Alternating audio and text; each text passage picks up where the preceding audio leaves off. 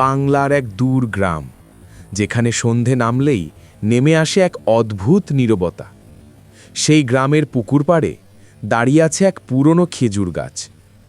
লোকেরা বলে, চাঁদের আলো পড়লে সেই গাছের নিচে দেখা যায় এক নারীর ছায়া। একদিন বহু বছর পর গোপাল নামে এক যুবক ফিরে এলো নিজের গ্রামে। পুরনো পৈতৃক ভিটে বিক্রি করতে এসেছে সে।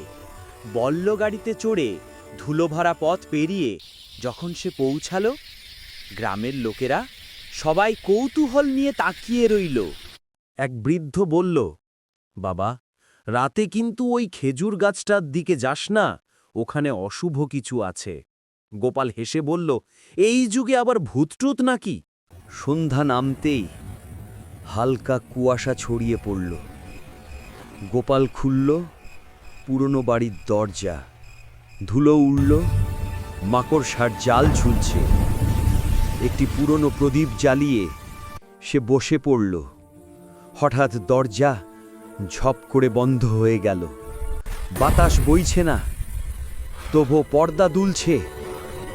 গোপালের বুক কেঁপে উঠল। রাত গভীর।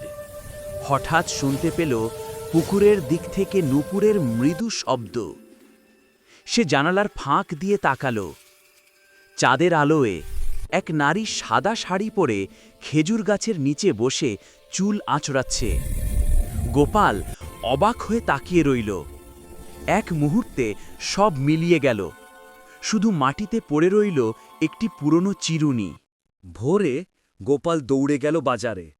সবাইকে জিজ্ঞেস করল, রাতে ওই গাছের নিচে একজন মেয়েকে দেখেছি, কে সে? এক বৃদ্ধা ধীরে বলল, ওর নাম ছিল রমণী। বিয়ের রাতে পা পিছলে পুকুরে পড়ে। সেই রাতে গোপাল আবার বেরিয়ে পড়ল। হাতি প্রদীপ, সামনে পুকুর। দেখল পুকুরের জল যেন নিজে থেকেই আলো ছড়াচ্ছে। জলের ভেতর থেকেই ধীরে ধীরে উঠছে এক অবয়ব।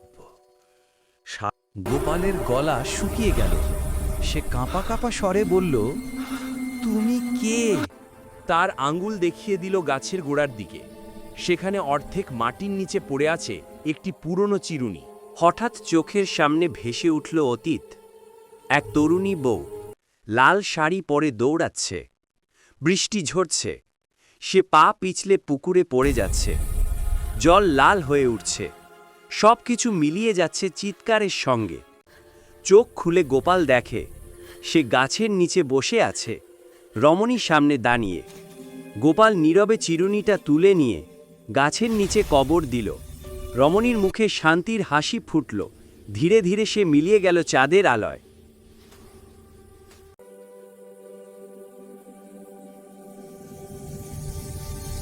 ভোরের আলো ছড়িয়ে পড়েছে।